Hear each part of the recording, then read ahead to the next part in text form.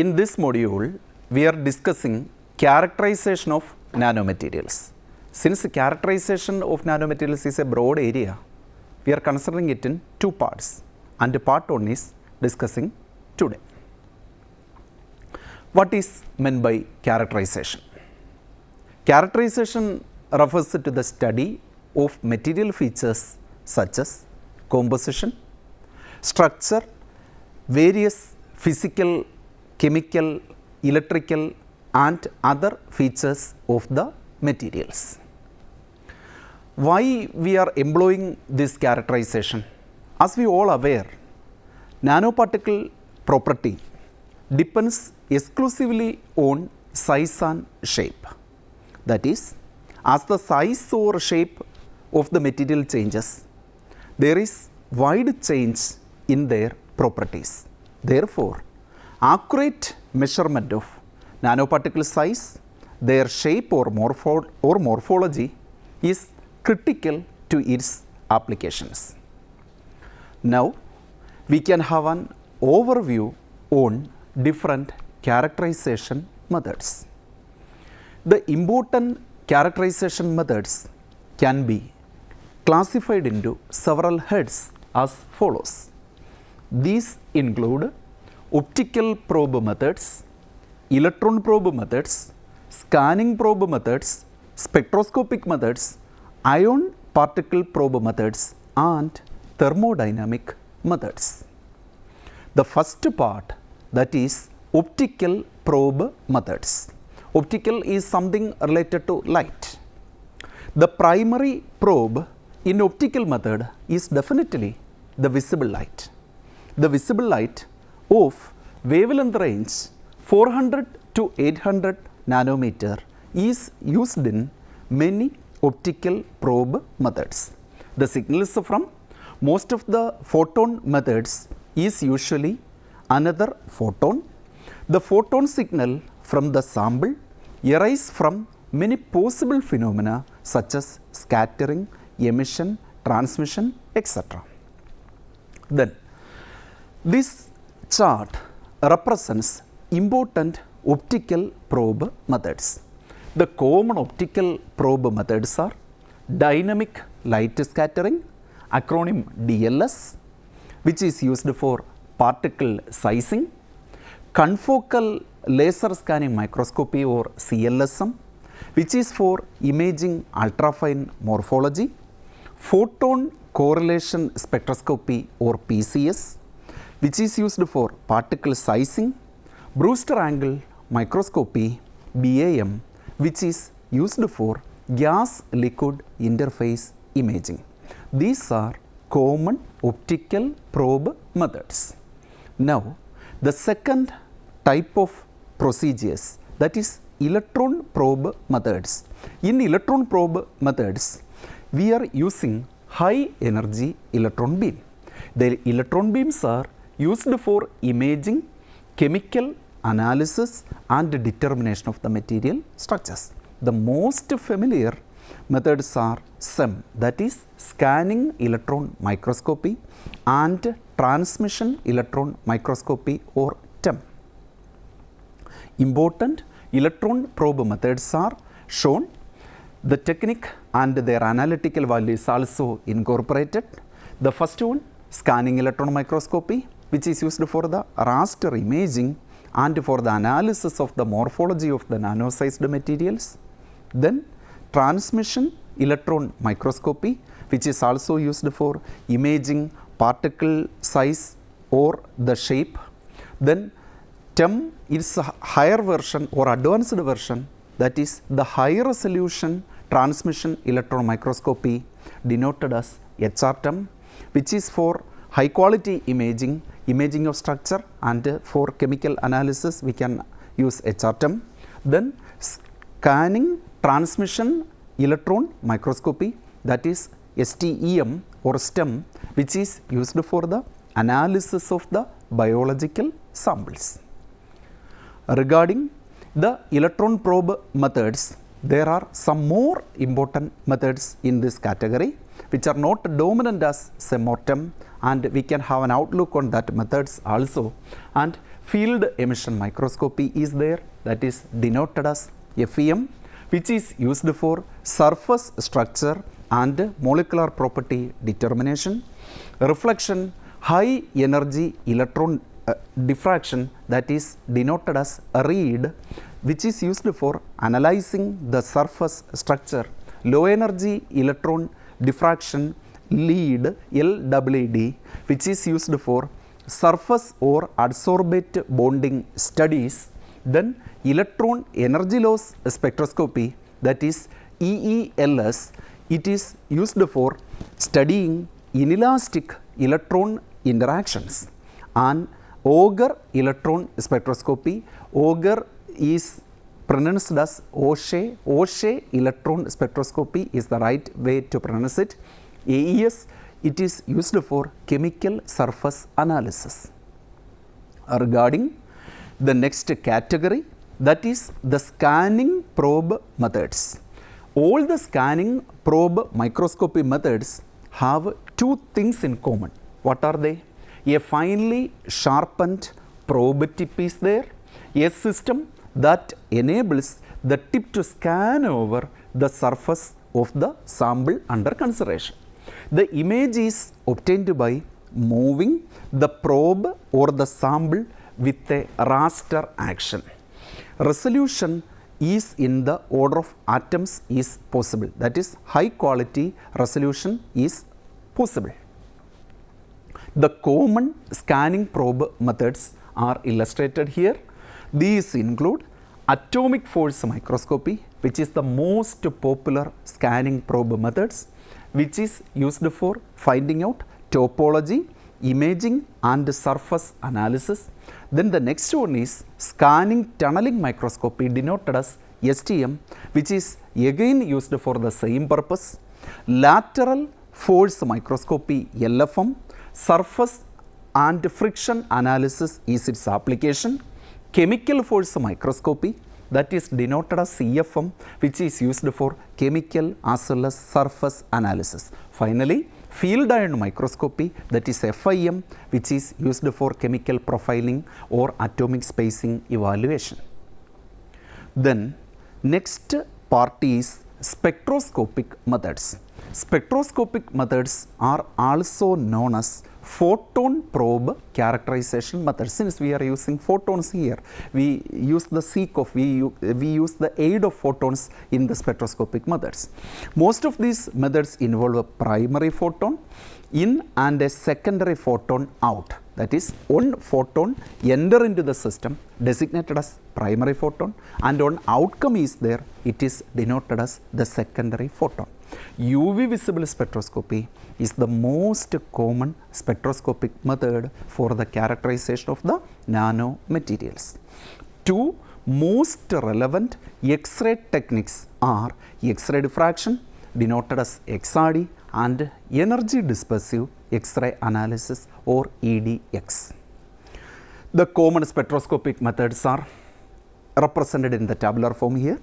That is, the techniques involves UV visible spectroscopy, which is used for chemical analysis, ultraviolet photoemission spectroscopy, or UPS, which is for surface analysis, photoluminescence spectroscopy, or PLS, used for studying the emission properties or luminescence properties, atomic absorption spectroscopy, AAS, which is used for the elemental analysis, atomic emission spectroscopy, AES, again used for elemental analysis, and another procedure for elemental analysis is inductively coupled plasma spectroscopy. The spectroscopic methods are enormous in number, and surface plasmon resonance spectroscopy, SPR, it is used for surface adsorbate analysis. Then we are all familiar with the Raman spectroscopy, denoted as RS, which is used for vibration analysis, vibrational frequency evaluation of the sample. Then some modified versions of the Raman spectroscopy is also there, that is surface enhanced Raman spectroscopy, denoted as SCRS, which is used for chemical analysis and bond structure determination. Then We all are familiar with the IR spectroscopy in our different graduate level classes, and Fourier transform infrared spectroscopy FTIR is a highly useful tool for the determination of surface functionalization and bond parameters evaluation of nano level materials. Asymmetric vibration analysis is its major application. X-ray diffraction study or XRD used for crystal structure determination. Energy dispersive X-ray analysis, EDX analysis, can be used for performing elemental determination. X-ray fluorescence, XRF, again for elemental analysis, and XAFS, that is extended X-ray absorption fine structure, is used for find out local surface atomic structure. Ion particle probe methods are another category. Mass spectrometry or mass spectroscopy MS involves the breakup of a parent particle into ionized components. Mass spectrometry is one important aspect of ion particle probe method. Then others are also incorporated in this chart. Secondary ion mass spectrometry, that is SIMS.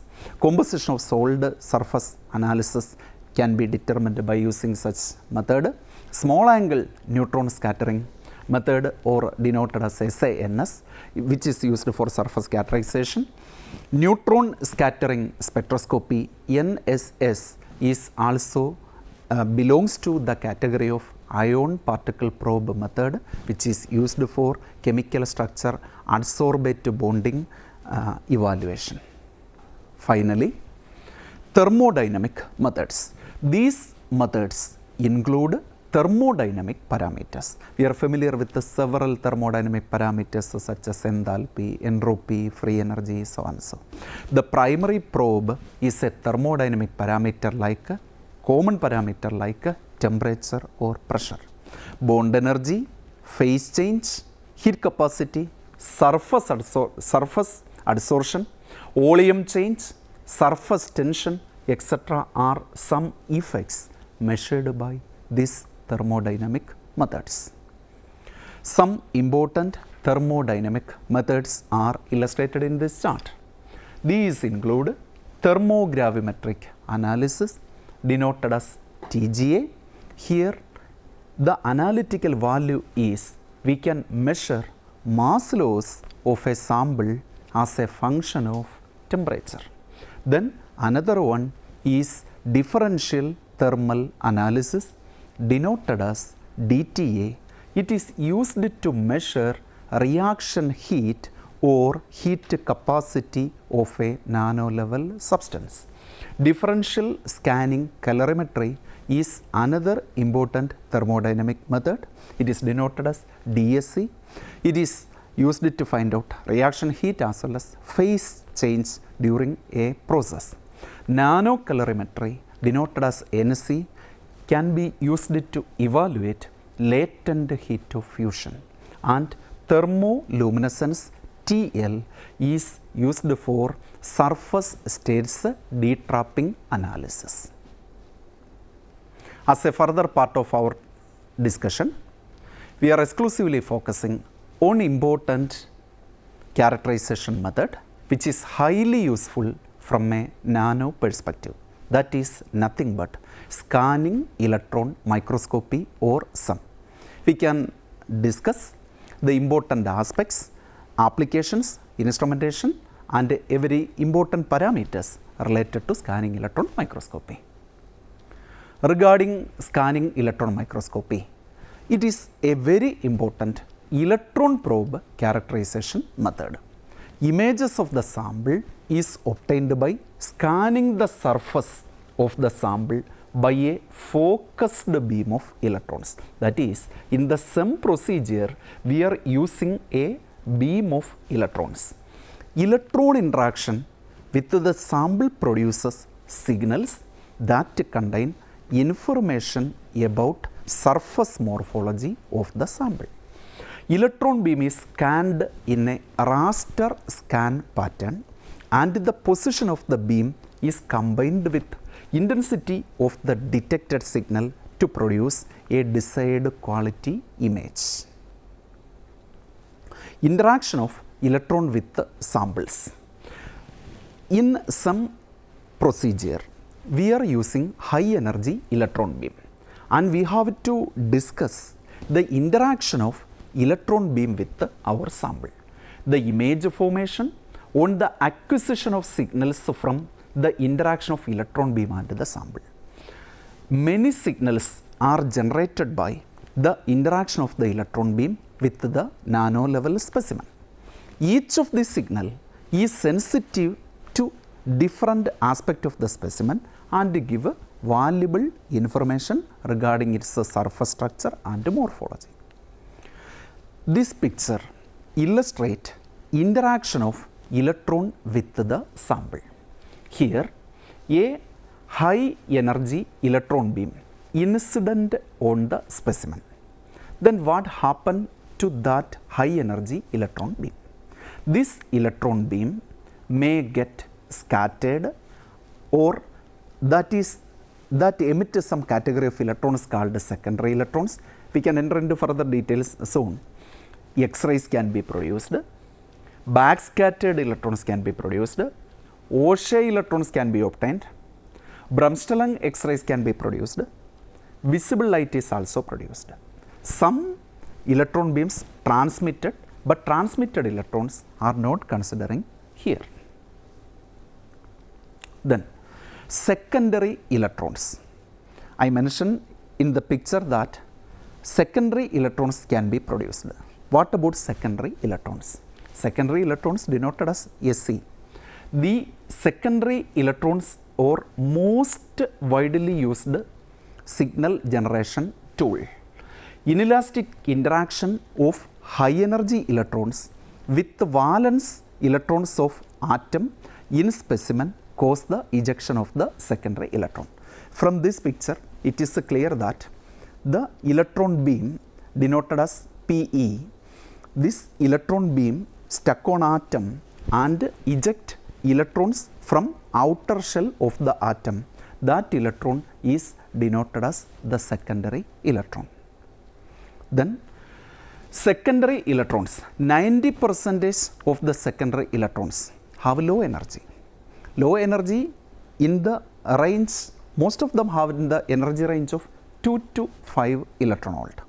Secondary electrons are used principally for the visualization of surface structure and roughness of the sample. Then the backscattered electron generation. How BSE or backscattered electrons are generated? This backscattered electron is highly useful for imaging in some. A backscattered electron is defined as one which has undergone a single or multiple scattering events. The incident electron attracted with the nucleus, then undergoes several scattering steps and emitted as backscattered electron. Backscattered electrons are generated by the elastic collision between electron and the specimen atom nucleus. These backscattered electrons have energy greater than 50 electron volt. The backscattered electron provide both the compositional and topographic information in sun. Characteristic X-rays are also produced during the interaction of electron beam with the sample. How these characteristic X-rays are produced? This is happening when an inertial electron is displaced by collision with a primary electron. An outer shell electron may come to the vacancy, and as a result of this, energy is liberated in the form of X-rays. Picture illustrate the generation of X-rays. The primary electron hit one inertial electron. That electron is removed as secondary electron. Then one electron from the outer shell fills the gap in the inner shell. The energy difference is liberated as characteristic X-ray. Regarding the instrumentation of scanning electron microscopy, there is a column which generates beam of electron. beam of electron is very important in SEM, and there is a column which is used to generate the electron beam, a specimen chamber where the electron beam interacts with the sample. We are placing the sample in the specimen chamber. Detectors, monitors, viewing system, etc. are associated devices in the SEM instrumentation. This is the representation in more simple way. There is an electron gun. Electron gun is the source of high energy electron beam. Some condenser lenses, spray aperture, deflection coils, final lens approaches, etc. are used to focus the produced electron beam on the surface of the sample. There are associated devices used to measure the secondary electron, that is secondary electron detector. X-rays produced can also be detected, and this about the instrumentation setup. More clearly, this is another representation. Electron beam produced from the electron gun strikes on the sample through different stages. The produced backscattered electrons, X-rays or secondary electrons can be detected to get images of desired quality, and desired information can be obtained. Working of the SEM. The scanning electron beam, there are various detectors. Secondary electrons can be detected, backscattered electrons, X-rays can be detected, Auger electrons can be detected, and finally there is a display on CRT. The electron gun produces an electron beam when tungsten wire is heated by the current. This is the procedure of getting high energy electron beam. This beam is accelerated by the anode. The beam travels through electromagnetic fields, then through some apertures, and finally struck on the sample. A mechanism of deflection coil guide the beam of electrons, and this made the raster pattern. Raster pattern means the scanning happens in a rectangular frame.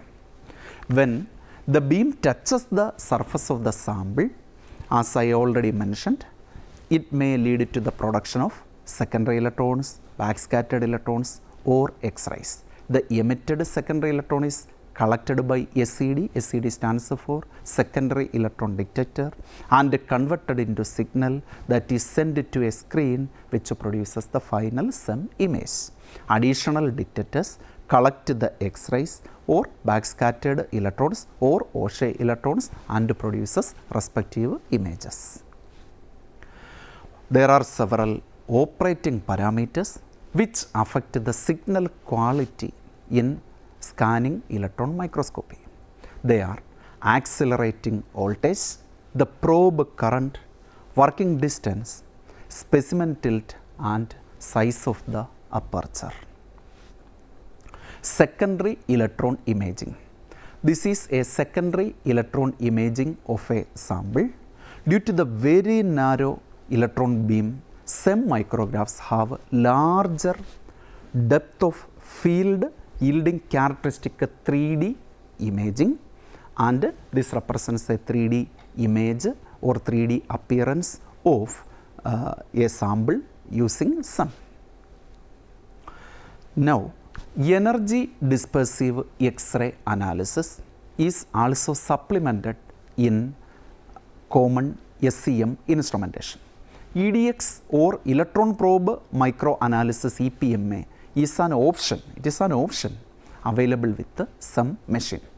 This is used to perform elemental composition analysis on a selected area of the sample specimen. Not the sample in common, but we have to select a particular area of the sample to get to the EDX. Here the characteristic X-rays are analyzed. The energy of the X-rays is characteristic of the material from which emission occurs, which helps to identify the chemical composition. That is, more legibly, we have to take a sample, focus a particular position, and from that particular position X-rays will be generated due to the process that occur, and these X-rays will give information about composition at that specified portion. EDX spectrum is a plot of emitted X-ray intensity against its energy. By locating energy corresponding to various peaks, elemental can be identified. By measuring the intensity of each peak, the percentage of each element, that is the percentage of composition at the selected portion, can be evaluated or calculated. Then limitations of scanning electron microscopy. Resolution often not as high as TEM. TEM means transmission electron microscopy.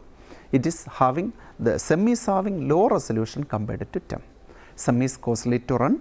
Some carry a small risk of radiation exposure associated with the electrons that scatter beneath the sample surface. This is a serious drawback.